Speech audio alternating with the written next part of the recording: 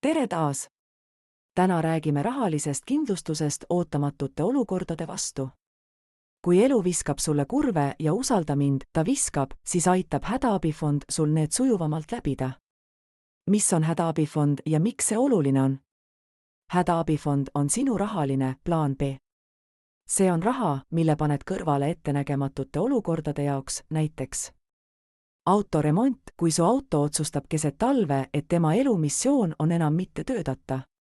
Meditsiinilised arved, sest vahel vajame me kõik veidi lisaabi. Ajutine sissetuleku kaotus, näiteks töökoha vahetus või ootamatu puhkuseperiood. Hädaabifond on just see, mis aitab sul neid hetki üle elada ilma võlgadesse sattumata või meeleheitlikke otsuseid tegemata. See annab sulle turvatunde ja stabiilsuse. Kui suur peaks hädaabifond olema? Ekspertide soovitus on omada summat, mis katab 3–6 kuu kulutused. See tähendab, et kui su igakuised vajalikud kulud on näiteks 1000 eurot, peaks su fondis olema vähemalt 3000–6000 eurot. Kui sul on pere või sa töötad ebastabiilsel ametikohal, on mõistlik luua veel suurem reserv 7–12 kuu kulude ulatuses. Jah, see tundub alguses suur summa, aga selleks me olemegi siin, et see samm-sammult üles ehitada. Kuidas hakata hädaabifondi koguma?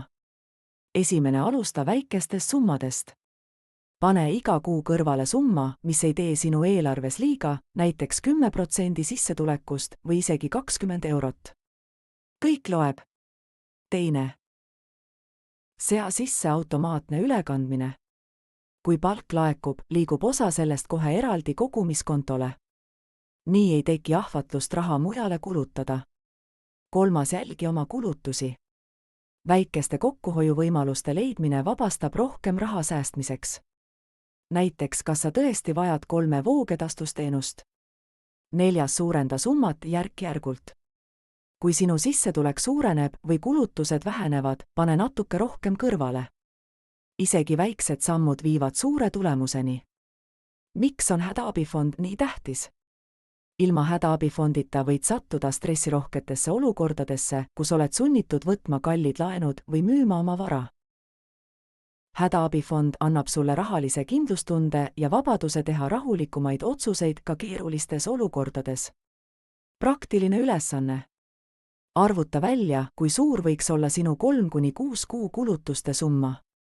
Alusta juba täna oma hädaabifondi loomisega, isegi kui see tähendab esialgu vaid 5 eurot nädalas. Oluline on alustada. Hädaabifond on investeering sinu meelerahusse. Kui see on olemas, võid elule vastu astuda rahulikuma südamega, teades, et sa suudad igas olukorras hakkama saada. Järgmises tunnis räägime sellest, kuidas veelgi rohkem raha säästa ja kuidas oma finantsid tõhusamalt tööle panna.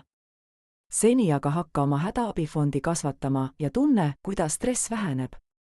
Sul on see võimekus olemas.